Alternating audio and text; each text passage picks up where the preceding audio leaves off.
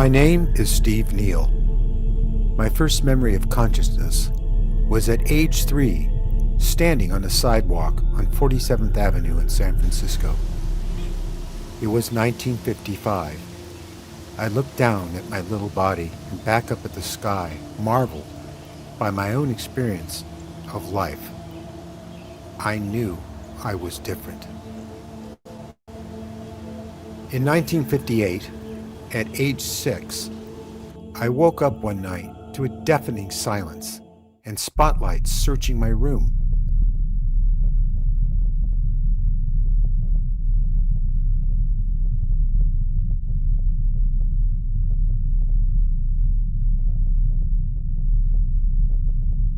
This experience set me on a path of life unlike the average child.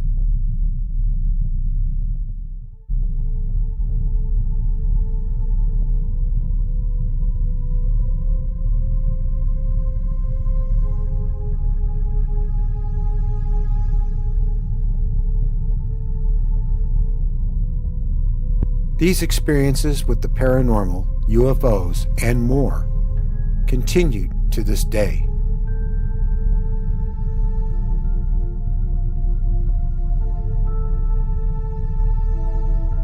In 1987, my late wife brought me Whitley Strieber's Communion, which for me connected all the dots. I realized that I was not alone with this experience. This led to using my artistic skills to make art and film about this life experience. In 1994, I met and became friends with Whitley Strieber. I later met Yvonne Smith, Roger Lear, and many other people in the community, which led to television programs, magazines, and more. My work was suddenly everywhere, and I worked for many popular TV series during that time. I worked on many movies from Star Trek to Ghostbusters. But all this nearly ended my film career. It wouldn't be long before I was stalked, warned, and threatened by the intelligence community. One day, I got a call from the film studios I worked for. They had been visited by agents that told the producers it wasn't in their best interest to continue working with me because I was in trouble with the law. Under the threat of being left by my late wife, I quit the UFO community in 2000. It would not be until 2017 I would make my first film on this subject and burst back into the scene. It was called But Something Is There, and it told much of my life story and experiences. In 2023, Mary Cachapalia had the concept of making a channel that would allow people that have these experiences to come forward in safety and respect. This is something often afforded by mainstream media. They tell their stories directly to you, without a host or a narrator guiding the narrative.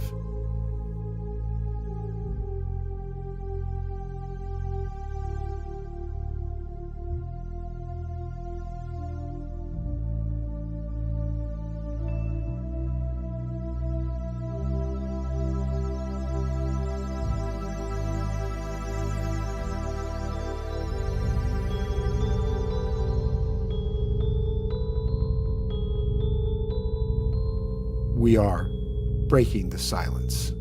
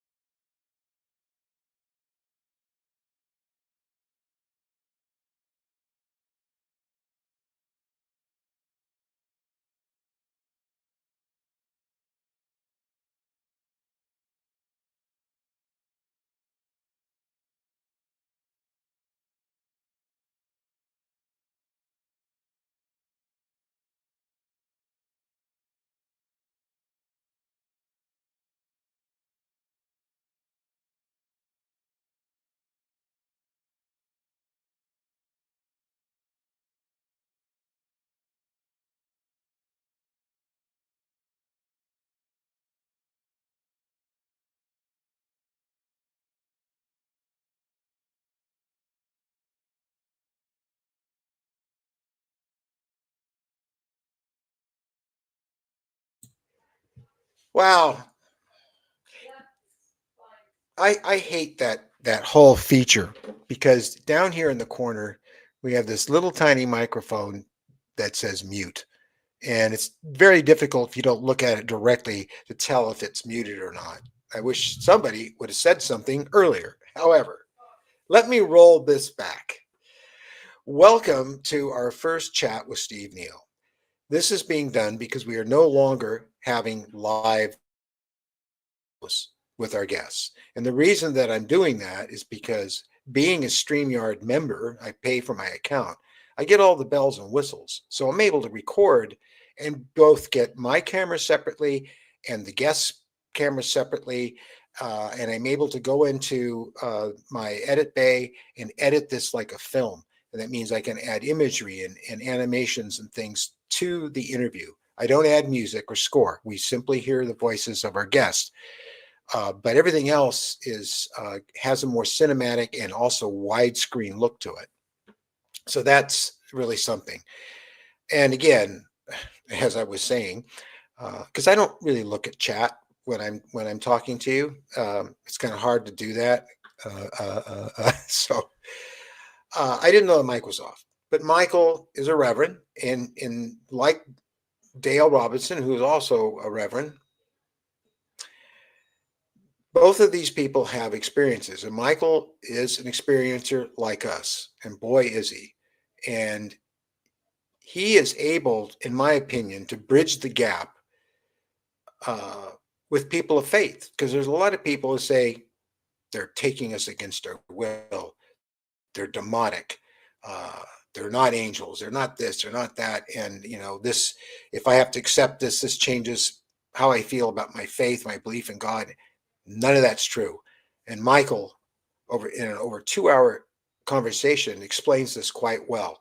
Now he did that on Whitley's show, but we didn't quite go into the depth we went into about that very subject as we did on this show. Whitley was supposed to be included in the show, but things came up and he couldn't do it. So it was just Michael and I, and it was a great conversation with regards to um, this whole business that's going on lately about the visitors being a threat. You're hearing it from some of the whistleblowers, um, with the George Knapp and Jeremy Corbell interview with the more recent interviewer. I'm speaking very loudly because someone's showing the house next door and they're being really loud. So if you hear a bunch of noise in the background, that's what that is.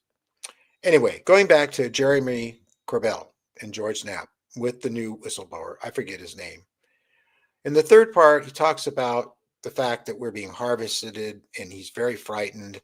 And the way he comes off, he's really suggesting that the visitors are a threat.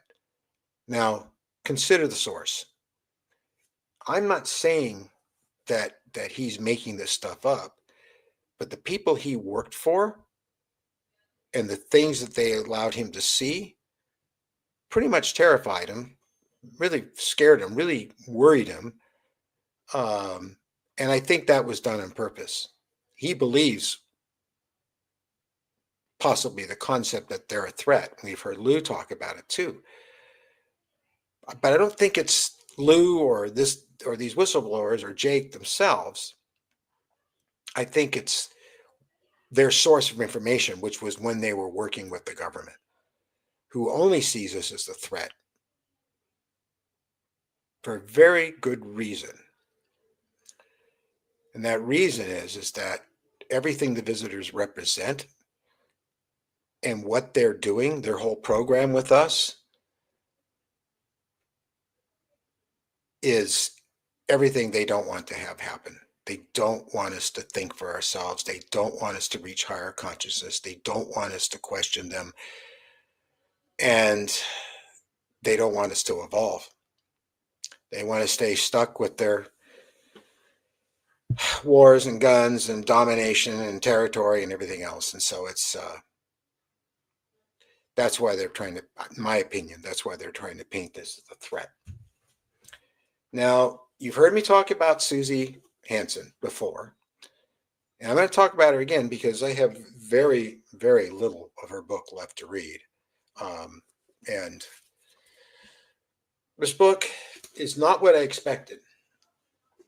When I started reading it, it was like, okay, she's another experiencer, and it starts off with her talking about details that I'm familiar with, and some I'm not, and then she goes into um, some technical description of sorts, and then she gets to her experiences, and it begins. And so, if you're someone who's had these experiences, especially if you're in our age group, you can tell how loud these people are. It's really distracting. Um, if you are of our age, if you are of that era, then if you read this book, it's very possibly going to trigger you. It's triggered a lot of people I know so far. I mean, Jim Lowe himself has read the book 6 times now. Uh, Bob Solis is the one who recommended me Suzy in the first place and the book. And there are others picking up the book in our group, in our local group of experiencers, and they're having the same reaction. It's triggering. It's like it's unlocking buried memories that Suzy calls memory capsules. They're downloads of information put into our minds when we were kids that they wouldn't trigger until the right appropriate time in our lives.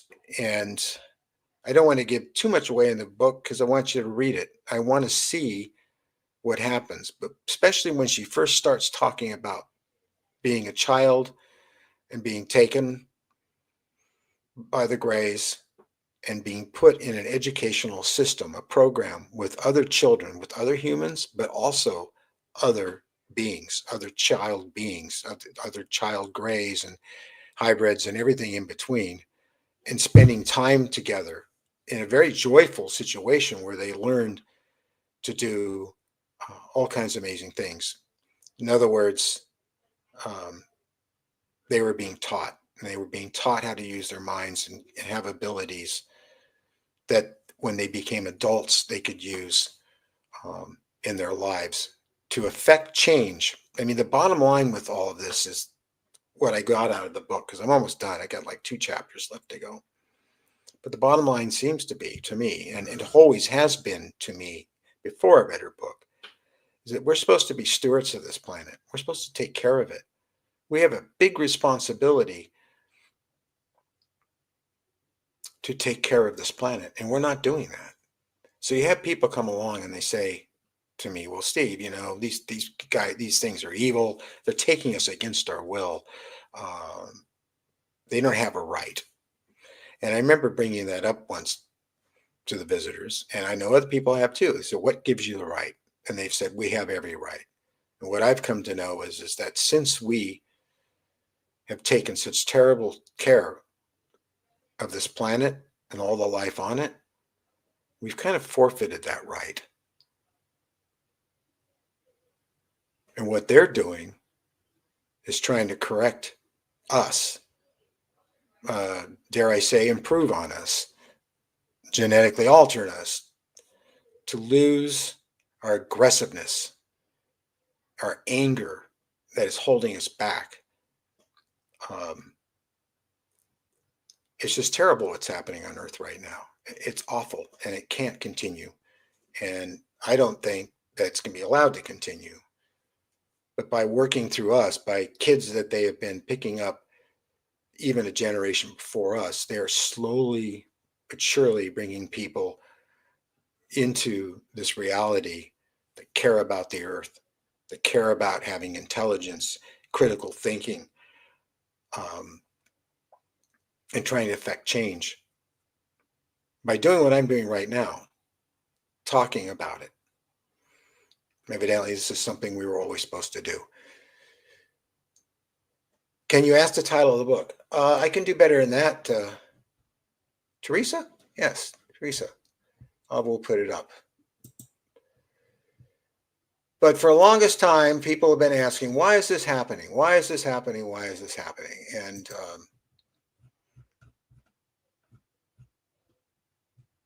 it's happening because it has to. Because if we can't stop killing each other and having wars and harvesting the planet and even human beings, I mean, we hear people talk about the Greys and about how they abduct people against their will. And I've said this before, no one is more guilty of doing that than the human race. Everything from child trafficking to human trafficking to drafting people into wars and making them go to the front lines and be killed in useless, senseless war. That's being taken against your will. I sweated it when I was in high school because every year I got closer to graduating. Every year I got closer to being drafted and sent to Vietnam to probably be killed in the first battle. It was like shooting fish in a barrel. My friends were dying rapidly and coming home in boxes that were ahead of me. I would, sophomore and they were a senior and they were going to that war. And, every week it was just tragic and horrible. Talk about being taken against your will. You had no choice. And who's making these wars? The people with all the power and the money, the people keeping covered up what this relationship is all about between us and the visitors, which really is all about giving freedom to our souls because our people have done a very good job of self-imprisonment.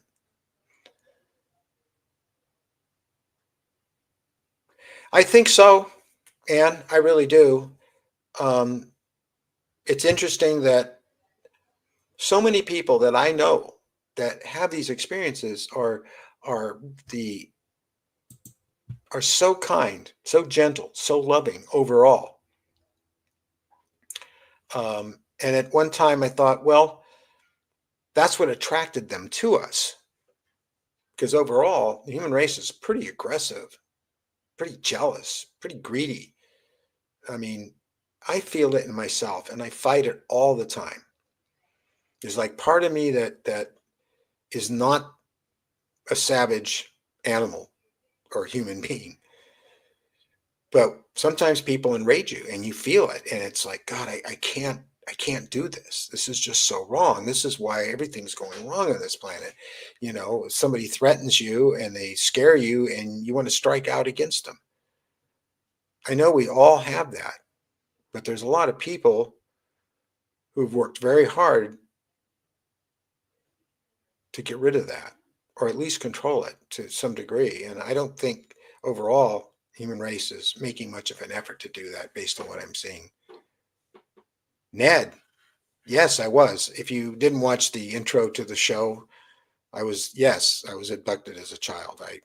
That's when it all started. And that's when it started for most of us. I'm not saying all of us, but in my experience, and I've been studying this phenomenon, well, officially with my own self-awareness of it since the late 80s. But I knew all along throughout my life that something very special was happening, especially during my child years, from the time I was, God, I guess 3 years old. Um, um, I had a memory of this, and I had memories of playing with children in some other place with these beings, and I had just thought that it was my imagination, especially when I got older. I said that just had to be all childhood fantasy. And then, of course, I read Communion, and then reading Suzy's book, she goes in a lot of detail about that. I think I've got a very quick drawing I did here of the playroom. Uh, I don't see it easily, but I can find it. And it might trigger some of you. I don't know. So maybe I should find it. I mean, this is a loose, open chat. Um, I know it's here. Pictures. There it is. Wow, that was fast. I guess I'm supposed to.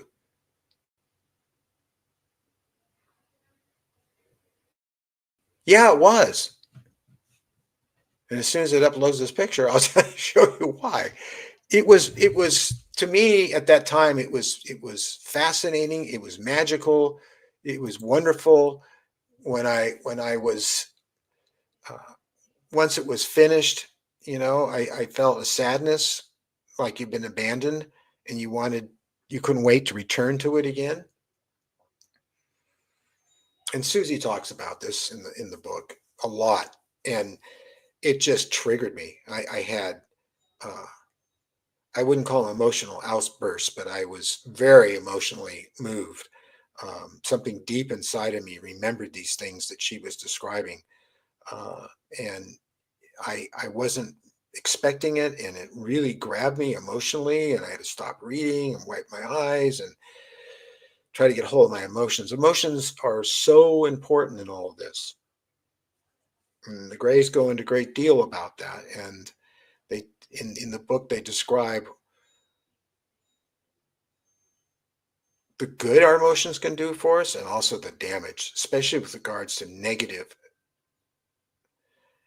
emotions and fear and rage and hate, and that it actually um, interferes with the natural energies that are flowing all around us, disturbs the magnetic field, and disturbs our own physical field of energy to such a degree that negative emotions can be locked inside of you and cause damage to your physical being, making you ill, making you sick, making you have cancer and all kinds of stuff. And when you read how she explains it, it's really, really, it makes perfect sense. There's a lot of description in the book about the technology, and she describes this one uh, particular machine that she sat down at with the screen. They were all sitting down that projects holography. Did it happen in adult life? Thanks for the story. It's fascinating. Yeah, it continues. It never this never really leaves you. It's not a one-time deal for us just driving down the road and we get nailed one time and uh and that's all you remember. If you look deep many times you'll find out it's been going on all through your life. Mary, I didn't see that question or yes, there you go. When you do that, YouTube will recommend us. It doesn't make us money or anything like that. That's not why we're doing it. We're trying to reach more experiencers because this is a channel made by experiencers, made by me. I'm an experiencer. I've written a book, done a film, all kinds of stuff, and all of it was done to share the information and no other reason. And so, as a channel, we're trying to reach as many experiencers as we can to try to connect because I have a feeling we're all supposed to connect. This is all supposed to happen. Anyway, this drawing here was done very, very quickly. Yvonne Smith asked me about it, if I had a drawing of this, and I said no. And so I did this very quickly. I plan to do a better one up the road. So, but when I was a child, I had this whole secret life going on, and I didn't talk about it at all. I kept it secret. They didn't want us to talk about it. Um, that was made very clear to us. Well, that's all about timing, Mike. That this whole program of theirs, if we're to believe it, and I personally do, um, has to happen gradually over a period of time. We cannot rush this material if we're going to get people to adjust to this knowledge and avoid ontological shock. Um, so they've put these memory capsules in us and they're literally like they're timed to be released at certain times. And this makes sense to me because lately it's been happening a lot. Before I read her book, it was happening. I'd get up in the morning and I'd go, "Oh my God, where did that come from?" And um, I'm actually hearing communication from them on a regular basis. I probably have been for most of my life, but I refused to accept it because I assumed it was just my own mind talking to me. But they have done things to convince me otherwise, things I could not have thought up on my own. I can't be talking to myself. What are the red orbs? Rachel, oh, geez, I don't know. I really don't. And so you're probably referring to the video that Mary and I shot the other night on the night scope. And of course, Bledsoe got one at Contact in the Desert, and my friend James got one in the drawing. Which drawing? Oh, the red orbs, those. Oh, well, okay. What's going on there um, is that during this educational process, we all sat in this room, and the room was really kind of white. The walls are curved, they curve into the floors. The floors are very soft. Um, and there's what she calls an elder gray. That's a very good description. And it's instructing us how to use our minds to project holographic images, to project images from our mind and levitate them. And it's a form of play. And this is something that all of us enjoy doing. Again, I thought I knew this, but I never really quite accepted it. Like I didn't accept telepathy either, but I certainly do now. I'm reading what Shelby had to say. Yeah, we also block this stuff on our own because it just isn't acceptable. I mean, our indoctrination by our own culture has been that um, we're physical beings, we're just our brain, death is final.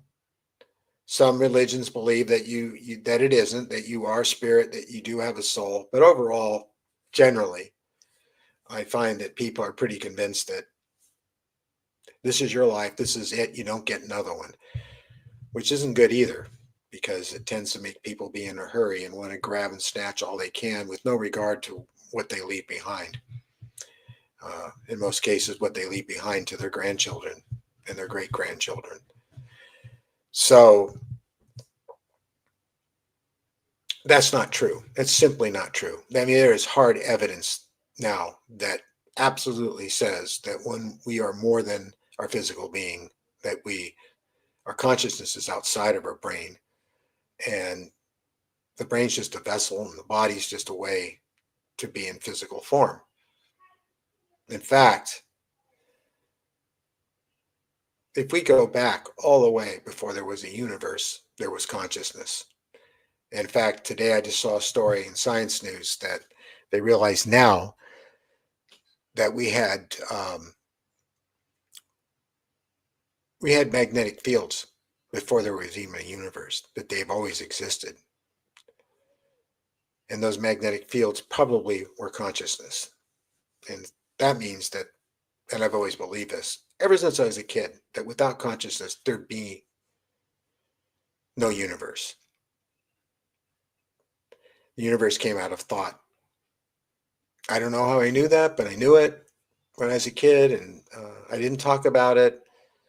I knew things. I knew when we'd go to the moon, and since my family was very agnostic and or atheists, and mostly scientists and engineers and pretty neat artists, they disagreed with me, especially about getting to the moon in the 60s. They said that would never happen. We'd be lucky if we did it in the 2000s, and even then it's improbable. I knew we'd have computers like we have today because I saw them before already on board their craft or in their realm.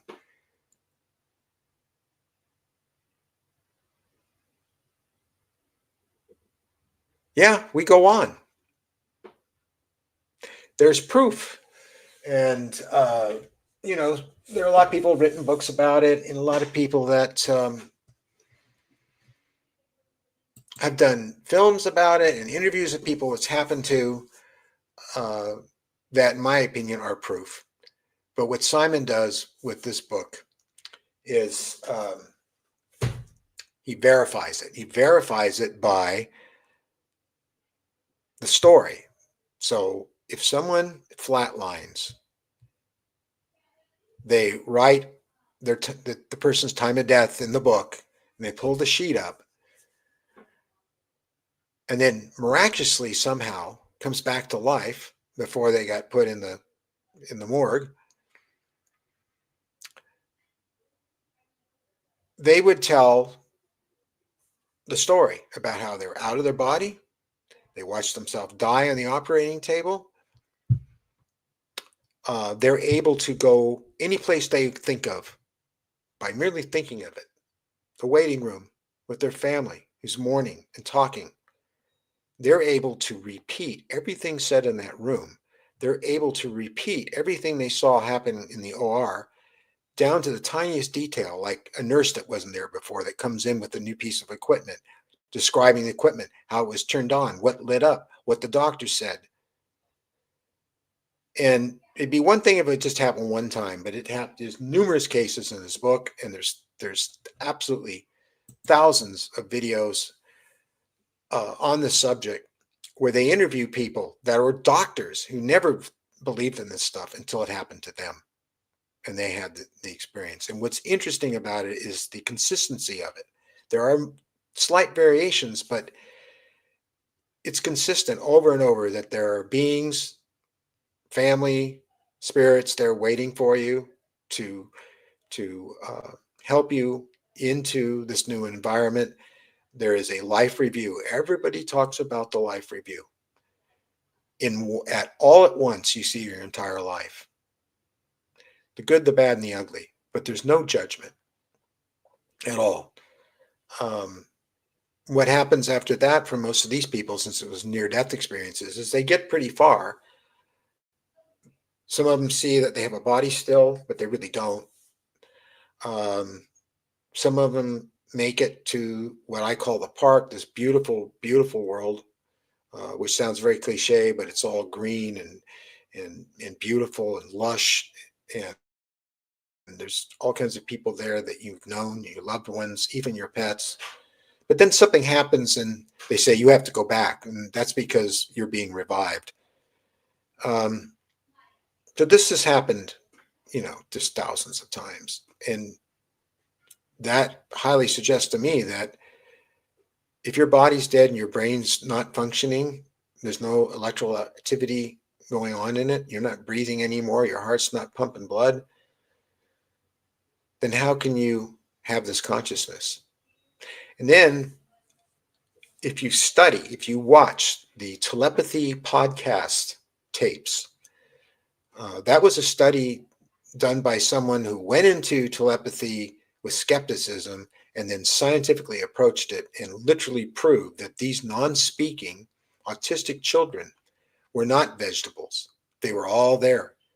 More than that, they were geniuses, and they were not physically all the way here, and they were aware of all the things we're talking about, and they could absolutely know everything their parents was thinking and reading. They did numerous experiments, controlled experiments, where the parent would go into another room and look at information and look at symbols and things, and they'd be able to accurately, using spelling, because they can't speak, tell what they're seeing.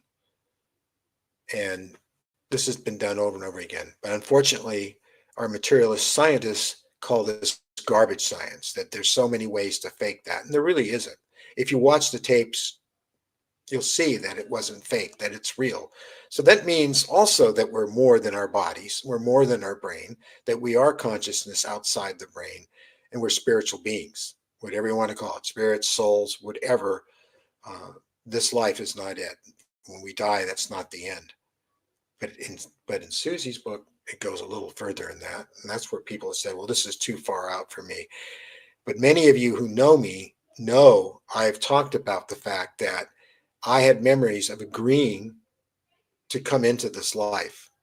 that I was not human, that that's just a bad description, that I wasn't this physical form, that I was in that realm where you go after you pass. And my consciousness wasn't fully something that was of human origin, and that many of us agreed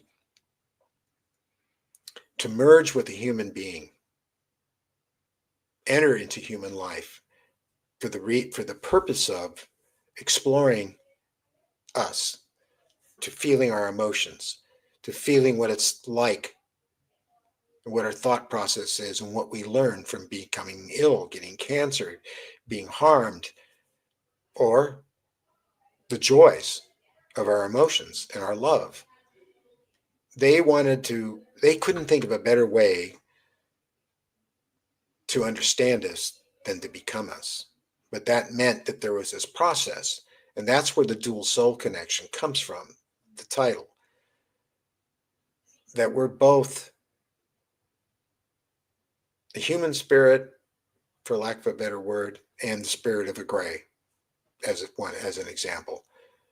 And we go through this life and live it and die and go back to who we were before that. But the thing is that everything we learn from this life is added to this data pool, the source, whatever you want to call it. It's difficult to describe. It really is. And I'll tell you why. 90% of all this information that's coming through from them is telepathic. And words are difficult to find that really explain the things I'm trying to tell you about. Suzy does a better job than me. She's worked very hard at this material, and she, for the longest time, went to many conferences around the world. Her life was threatened by the intelligence community, the intelligence people themselves, as mine was, except they damn near killed her. She's invested a lot in this, and I know she's on the level because her experience and my experience are so in sync that it really shocked me. It really took me by surprise. Communion took me by surprise, but this really took me by surprise because at this point, I've been with this subject matter for a really long time, and I didn't think I knew it all. Not at all. But I was comfortable with it. And I knew a lot. At least I thought I did. And there were things that book just man brought out of me that just it was like it was supposed to happen. That's the meaning of that book, is to do what it did to me and other people I know are reading it. And that was to wake us up.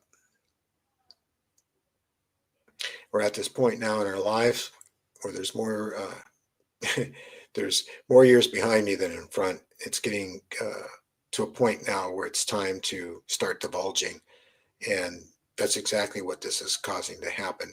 And trust me, it is very difficult to talk like this, to talk about this stuff. Oh, yeah, I made a decision before I was born to come to Earth and enter this human body and live life as a human and report back, the condition of the human spirit and being. Right? I know that people are going to watch this and the kind of people I'm talking about and just think, oh, you're whacked. And so it makes it difficult to talk about this stuff, but we're supposed to. It's the time. Now is the time to talk about this, because if people do nothing else but then just realize that this life is not their final life, that this isn't the end, that they are an eternal soul, and life goes on. And I know this sounds very religious. And thank you, George. Thank you, George Duncan, very much. You have to ask yourself, why is this stuff in the Bible? And why is this through so many other religions? And again, this is why you need to hear Friday night's show with Michael Carter. You're going to love this guy. I saw him on Whitley's show, and I immediately fell in love with this beautiful man and what he had to say about this experience. Um, People back in the day when they wrote the Bible, they were having the same experiences, but they only knew how to speak about it in a certain way and write about it. But if you really go through the Bible, and I actually did read it at one time, or at least 90% of it. If you think about Fatima, if you think about Ezekiel, the burning bush, all of it, it's the same thing. There is a consciousness that very much cares for us, very much loves us, and wants us to survive. And I would guess, I'm guessing now, but it was instilled in us from very early times as the beginnings of humanity. In order to survive, we had to be very aggressive, very violent. But that doesn't serve us anymore. It's time for that aggression, jealousy, hate, all that to no longer be a part of us. And from my perspective, there's been a slow re-engineering of us for quite a while. She talks about it's happening in 3 phases. My parents were involved. I know they were. They were the first phase. Then the second phase is my generation. And now we have the third. And Suzy's son is part of that. And when you read about what's going on with him, it's really something. It really is. But if you're going to affect change in a race that's hell bent on destroying itself, and while doing that in the process, destroying the planet, the life here, and affecting the rest of the universe by doing it, because if you think just what we do here on this planet only affects this planet, then that's not the case at all. It goes far beyond that because everything is connected. And again, this is something that the people are trying to cover up this whole phenomenon and tell you that it's a threat and you should be afraid of them. They're not having anything to do with the visitors are the ones you should really be afraid of. They're the real threat because they don't love you and they don't care what happens to you as long as they can walk over you and get what they need from you. And unfortunately, that's how I hear the visitors described by these people. Fear tactics. And they're not working, are they? You feel like honestly, I think the Klingons were better than us for the most part. They had a sense of honor. Humans have a sense of honor too, but maybe you're right. I don't know. Klingons were actually much more spiritual. Gene Roddenberry was a pretty amazing guy. I was so lucky to be able to sit down in his office and just talk about things that mattered. He was a real deep guy and very cordial, very, very easy to be around. But you might be right about that. If you think about his character, Mr. Spock, right? I'm not saying we need to be unemotional. He wasn't. The Vulcans weren't. But they had learned to control it. They learned to stop making war on each other. And they learned to wake up and work together. And that was and they believed in diversity, and they believed in working with other cultures and civilizations. And I really think he was trying to project us onto that. In fact, I know he was. Spock was just about everybody's favorite character. Certainly was mine. Oh man, did I relate to him when I first saw the show. But the visitors are not without emotions, and they're not without a sense of humor. But they don't make war with each other. They collectively share all the same knowledge, but they're not a hive mentality. Well, if they are, they certainly retained individualism. You can be connected to a hive or a database, an infinite database of all knowledge, and still keep your individuality. They certainly do that. We don't share the same knowledge, although we could, but humans tend to, even if it's facts, even if it's proven, even if it's written in stone, they tend to reject things that don't agree with their paradigm. And then the people that do agree with it, they look at them as a threat to their way of life. And then, next thing you know, your neighbor's throwing rocks over your fence and you're throwing rocks back and it escalates. And this has just got to stop. And that's what the Vulcans did. They got past that. There's a lot of lessons in Star Trek, you know. That's why I always loved the show, because it was about us in the future and what we did in the future and what we hope to do. And that is to come together as one race, because there is only one race, the human race. There are no black race. There's no Latino race. There's no Asian race. We're all Homo sapiens. We're all human beings. We may look a little bit different or have a different color to our skin, but we're all humans. Culturally, we're a little different. Yeah, we're still human beings. So there's only one race. There's no such thing as the black race or the brown race, or that's just no. As a great actor, James Everett almost said once to the United States, that's a social determinant. Although that may have not been correct English, I certainly got what he meant. A social determinant. So I'll never forget when he said that. So say we all. Great show. The remake of Battlestar Galactica was epic, and it had a lot to say about all of this. So if you never watched the remake, do watch it. Watch it straight through. Ned, I don't know about that for sure, but I do think that they made an effort to contact our government and work with them, but I don't think it worked out very well, because that government only cares about one thing: weaponizing their technology. They don't care about anything else. They do not. All you do is hear, I think that new series is called Skywatcher, and it's all about, the whole focus is trying to understand their technology.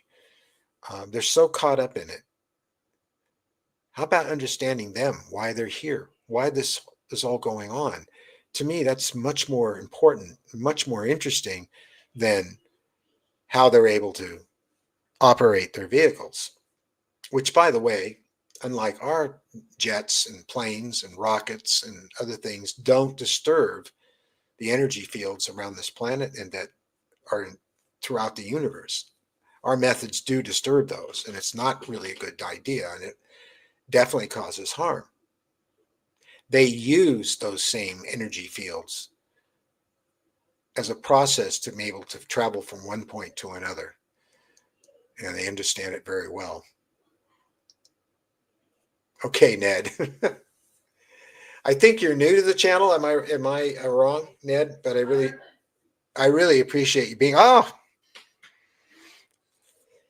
you're from Ireland. Wow, you're up late. Are you a night owl?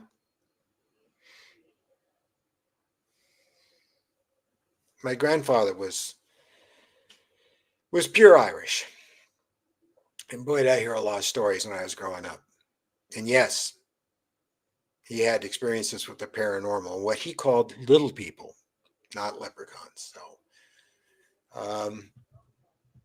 let me go over here to comments, because peace for all. So this is what I've been dealing with lately. Things have really changed for me. I'm kind of in a different state of mind these days than I have been, especially when I first started this whole show, when Mary came up with the idea. You're in bed now.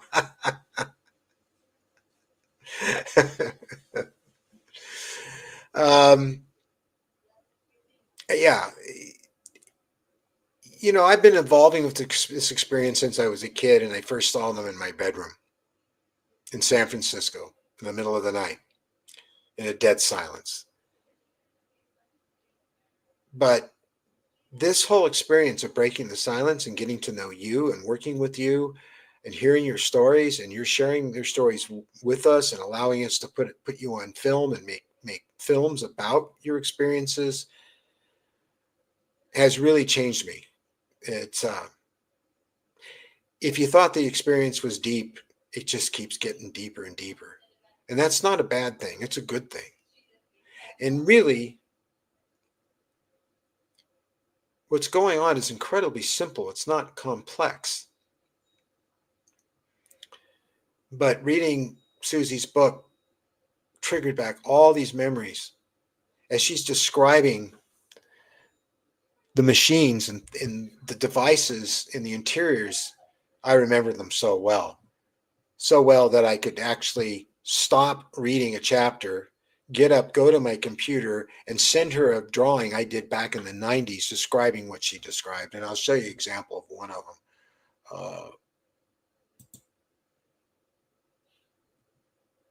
Let's see. Is it here? It's okay. I can find it very quickly.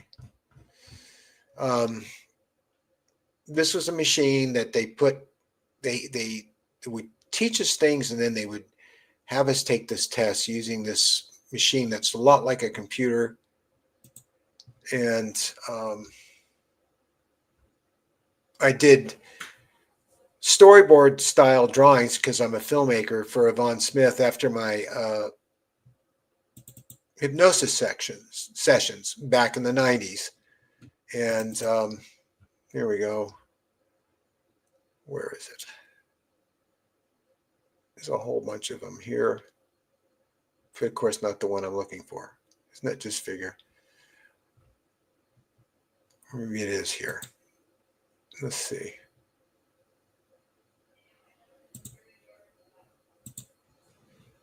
And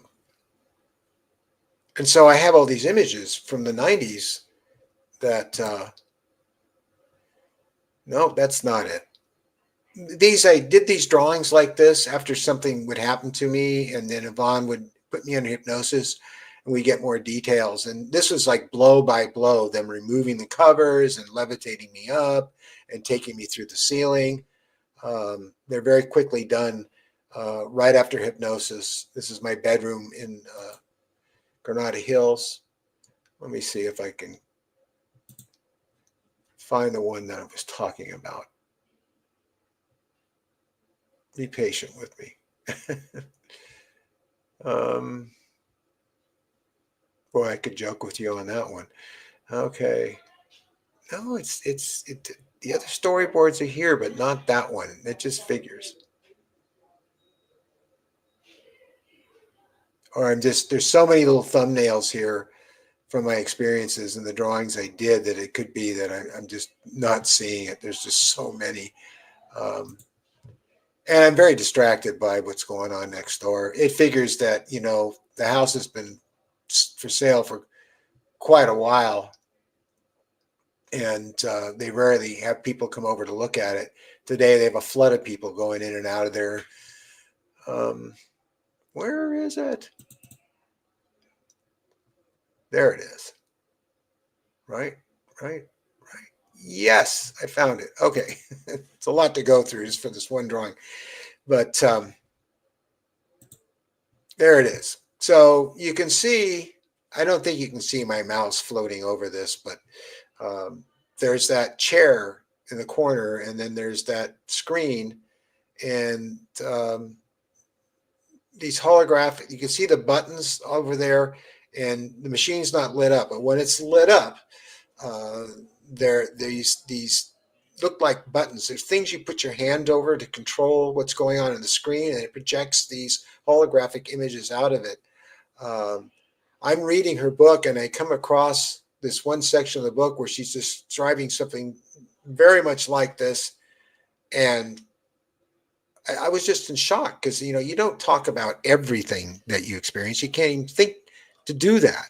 But when you're reading a book like that and she's actually got drawings up of something very, very similar, it's really kind of shocking. And that wasn't the only time that that happened, because one of the things she talked about was how the visitors place souls into human bodies. And she has a drawing in there. That's black and white that her husband did. It's almost the same thing. I mean, it's the same exact thing going on. And that was one of the first drawings I sent to her, and she was really taken by it. And then there's things like this, which is also part of my childhood experience. And I asked the question that I think everyone would want to ask: is there really a God? And then they showed me this image, and I did my best to try to illustrate it. But when I drew this back then in the 90s and I look at it now, it makes a lot of sense to me. You can see the DNA spiral down below. You can see galaxies being born out of this sort of cloud. This is an energy field, the very energy field she's talking about, and the source at the middle. And you see this sort of ghosty shape of a gray with its tendrils reaching into the DNA. I later in life did another painting that was one of Mary's favorites that illustrated this as well. But so sorry if I really having a hard time hearing over the noise next door. You'd think that people connected to your condo would be more thoughtful of people living next door to you. That there's people in there, we're not dead, would be a little softer spoken and not so loud. But again, it's that critical thinking thing, that consideration of other people, that just doesn't seem to be there. So they're finally moving on, Mary. Yeah. It was bad. Anyway, so I've done so much artwork and so many drawings on this subject. I've been doing it since mid 70s, all through the 80s, 90s. I don't know of anyone, and I'm not tooting my own horn here. It's just the fact. I have done probably more illustrations, paintings, and films on this subject matter than any other living artist. And I'm not stopping there. Currently, I'm restoring paintings that have been lost to time. They're out there somewhere. I hope they weren't destroyed, but a lot of my artwork I gave away, and I can't get it back, or maybe it'll surface one day. But I'm working on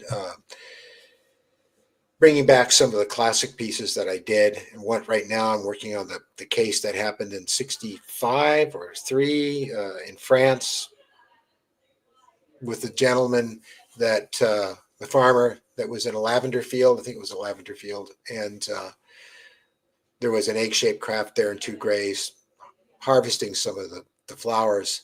I always loved that painting, so I'm redoing it, and it's coming along very well. Okay, Shelby, I was told repeatedly after I just spoke about the craft with Steve publicly, some guy contacted me and even told me to shut up and pay my own toll bills. Went to my mailbox and saw the bill. There they go. Are you people gone yet?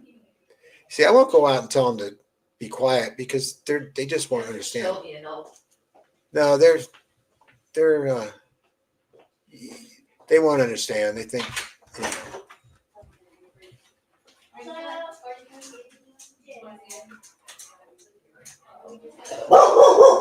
now we got the dog. I'm going back to comments. So Shelby, this doesn't happen. This is why we do this show at the studio a lot. But lately I've been doing it at home because I got a lot of work going on here at the edit bay. And this place is quiet. You can hear a pin drop. People here are pretty old and they're pretty quiet and they keep to themselves. But these are younger people coming to show off this place, and they're pretty reckless. So So Shelby, I don't quite understand. I was told repeatedly after I just spoke about the craft with Steve publicly. So you spoke about your craft um, that you experienced, and then you got contacted some guy, and even told me to shut up and pay my toll bills. You mean for driving on the roads? And you had a bill on top of that? You know, they're going to get ugly because, when you read Susie's book, you'll just see how ugly they get. And they certainly got ugly with me back in the 90s by going to the studios. They threatened me with email. I thought that they were pulling my leg, whoever it was. I got all kinds of threats made, and I just said, "Oh, what a bunch of BS." I was younger then, very cocky, and the hell with you people. But when they went to the studios and started telling them I was a criminal and that they shouldn't work with me, that got ugly. My wife almost left me at the time. When we did the CE1, CE2 discussion online, after that, he started creeping in my mailbox and threatening me. And so you went dark for a while, right, Shelby?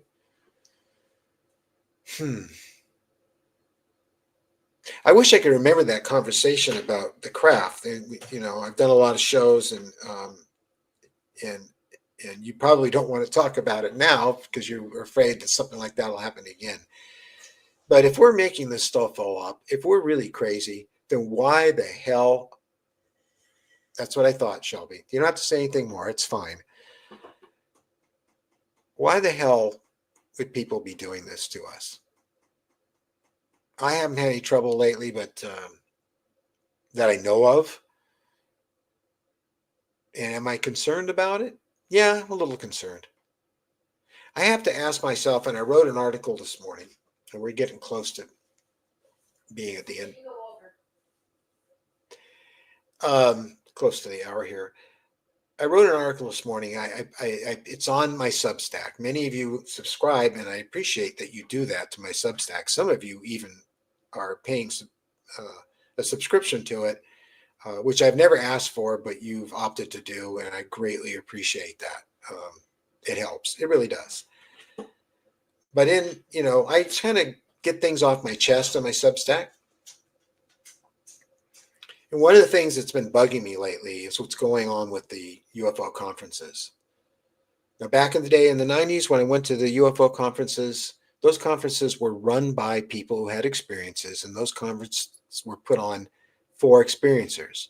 That is to say that the conferences had notable people working within the field: Paul Stonehill, Stanton Friedman, Roger Lear, Von Smith, really great people whose only interest in working in this field was the mystery of it, the exploration, the knowledge coming from it. They had a passion for it. They weren't thinking about making money, and they weren't really thinking about any of that stuff. They just wanted to be with like-minded people.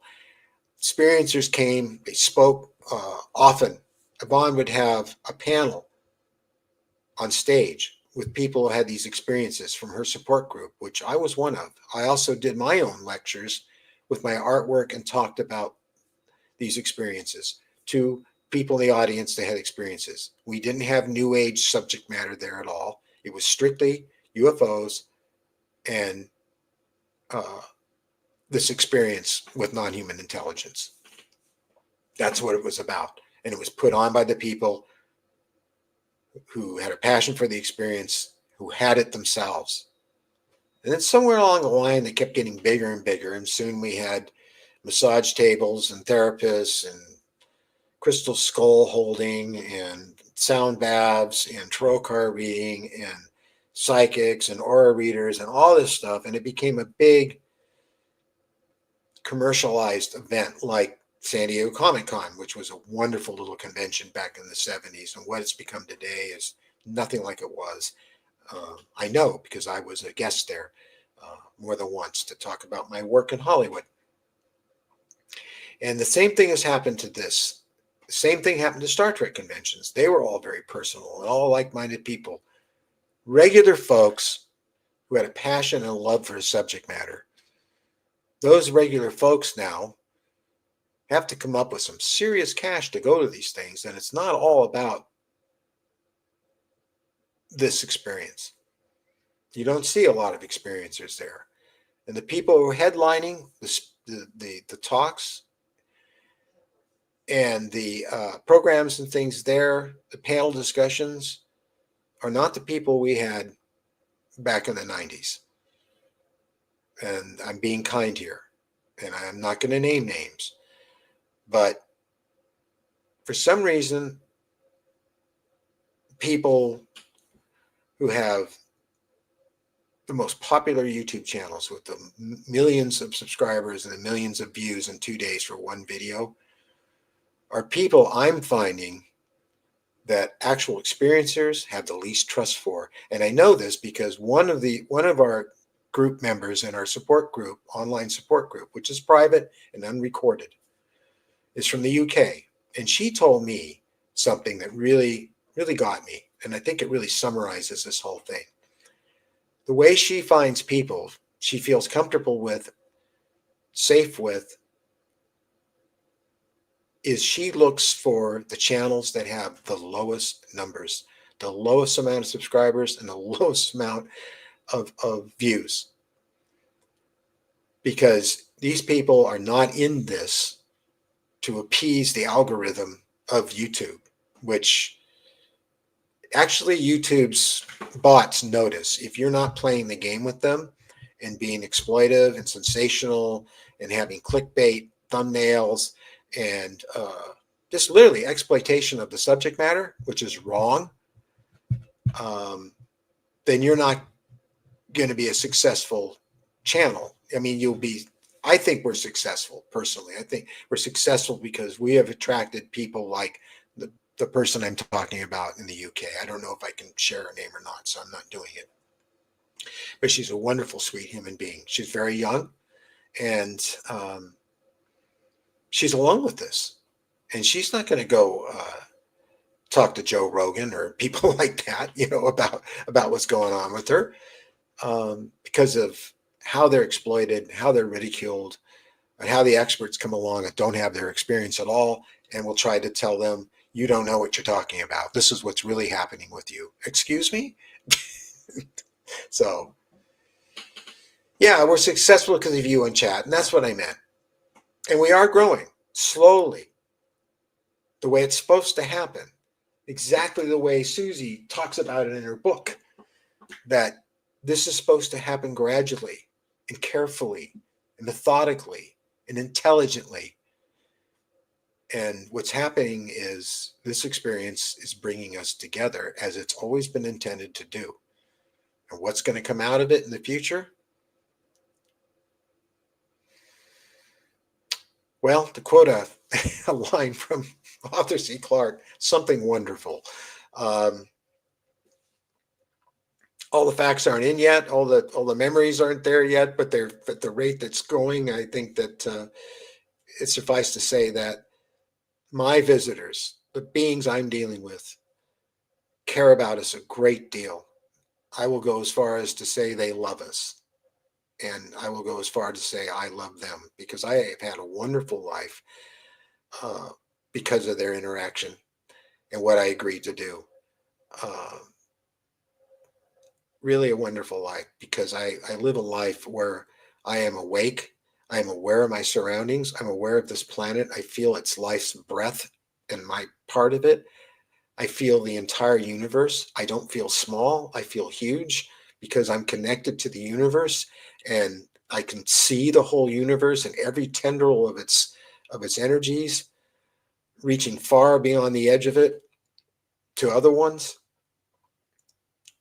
And how wonderful to be alive and have that sense, to be able to go out and sit in the backyard with Mary and Nova, my dog, and watch the birds and watch the clouds go by and the stars at night, and know that I'm part of all of that. We all are. And I don't think I'd have that if I didn't have this experience, if these things hadn't happened to me. And it's very emotional. And that motion is a motion of joy that's so intense that it's it's surreal. It's just amazing.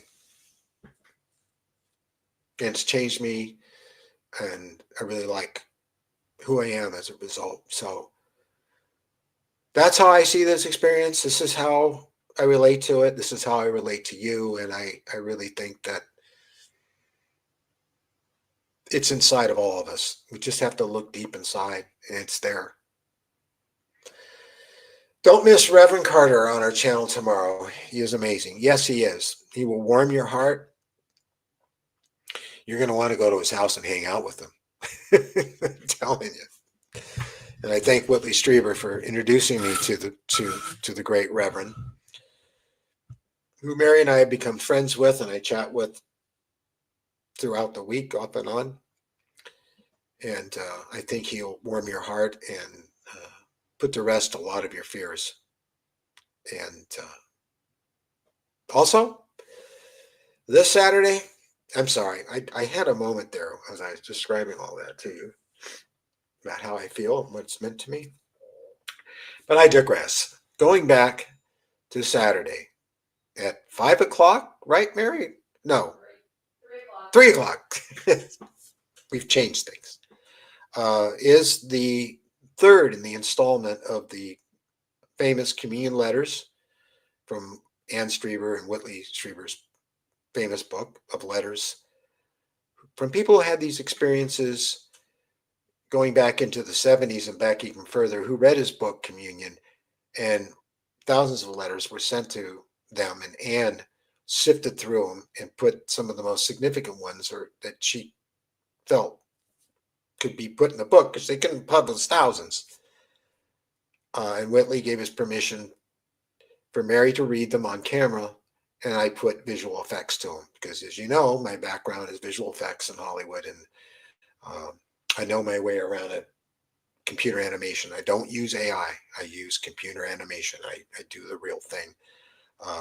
And this particular episode has a lot of really cool animations in it that are based on this person's memory. Now, we don't know who their names are because they all were anonymous. Sorry, skeptics. They had nothing to gain. So there's amazing things that happened, and there's some amazing visuals as a result. I say amazing because I'm just reenacting what they described in the letter. It was really their vision of what they saw that makes the visuals so interesting, not just my ability to make it happen. So, although I'm very grateful to it. And that's another thing. I took to computers like a fish does to water. When I was a kid, I knew they were coming, and I know why now. And I knew what they'd be able to do, and I knew one day I'd be able to take anything from my mind and recreate it and share it with all of you. And that's been a gift I'm so grateful for. It really has been neat. So if you have any questions at your time that you'd like to ask, now would be a good time to do it. I think we've gone a full hour now. Okay.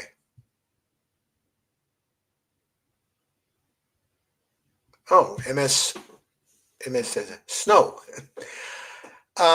People write to us. They send us an email, or they'll contact us in community in the post section, and they'll say, how do I get in contact with you? I'd like to share my story. Some of you want to do it written form only, and you want your name withheld. But Mary will read your story on camera, and I will visualize using computer animation and also my art skills, paintings, drawings. I will bring it back to life for everyone to share in. If you would like to go on camera and you're in the local area and get to our studios, go in front of our professional setup, you can do that. and we will record you and do the same thing and make a film out of it. We have many, many films of people's experiences done this way on the channel.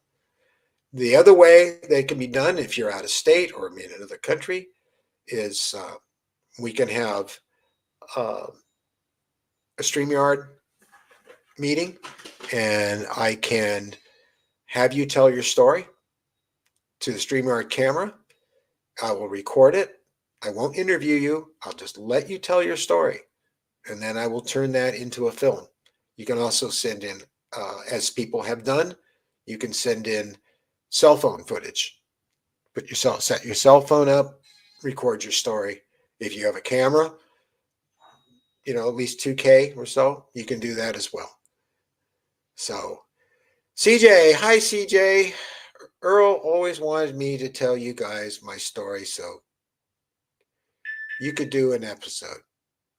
Well, thank you, CJ. That would be wonderful. That would be wonderful. And if Earl wanted you to do it, some of you won't know who we're talking about, but Earl Grey Anderson was an angel we met less than a year ago. And he came into our lives and he helped us with this channel. He helped me doing sound. He would help us with everything and anything we had going. He fully supported this. And there is a show about his experiences that he had himself. He is state MUFON director in California. He is a person who really changed MUFON and its perspective on us, the experiencers, and started an experiencer chapter, resource group within MUFON, and really changed the way people in MUFON were thinking about this, because before that they were very nuts and bolts. They didn't consider us anything valid. We have him to thank for that. And Earl, unfortunately, only a matter of weeks ago, passed away suddenly from cancer. So it was really hard on all of us, and we feel him all the time, just right here, as I do now. Thank you, CJ. I appreciate that. So, and thank you, Earl. Yeah, I know. I know he is. I can hear that laugh. I highly recommend that that you guys watch. If you don't know who Earl Grey Anderson is, go watch the episode. It's under our movies, under our films, with all the other episodes with experiencers, and how we met him as he came to our studio, and wow, just illuminated our lives, and we'll always be grateful for it. So that episode is pretty special because that was not only the first time we met him, but it was also him being brave enough to come on camera in front of MUFON, who frowns on this stuff, and spill his guts, telling us how he had an interaction with the Greys and how they came into his life. So if you have any other comments, I see there's new comments down here.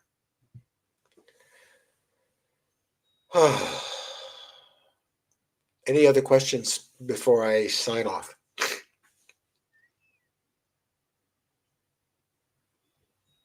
I take two computers like a fish takes. That's it. I think I messed up the message I sent earlier. Hello, Melinda. Hello. Yes, we know Melinda. She's very local, like the stone's throw away from our house here. Yeah, we do love you. So that's funny. She's got a great sense of humor and a lot of wit. And she's a survivor of contact in the desert. So so I really appreciate all of you.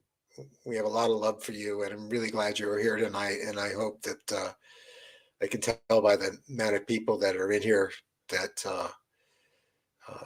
this went over pretty well. I enjoy talking to you, and in the future, I will be reading things on Reddit and sharing them with you and commenting on them, as well as books that I'm reading currently. In fact, I recently got a book from Deborah who was involved in Intruders and worked with Bud Hopkins, that you will all know when you see her. She's also going to do a show for us, but she sent me her book. And if you know Intruders, then you know who she is. But I'll be talking about that book as well. And other sources of information that come to me um, that I will comment on and review and talk about and get interaction from you about as well, to see how you feel about these things. So thank you so much. And it's actually 6 o'clock here, so I can say good night. And thank you so much for being here. You guys are amazing.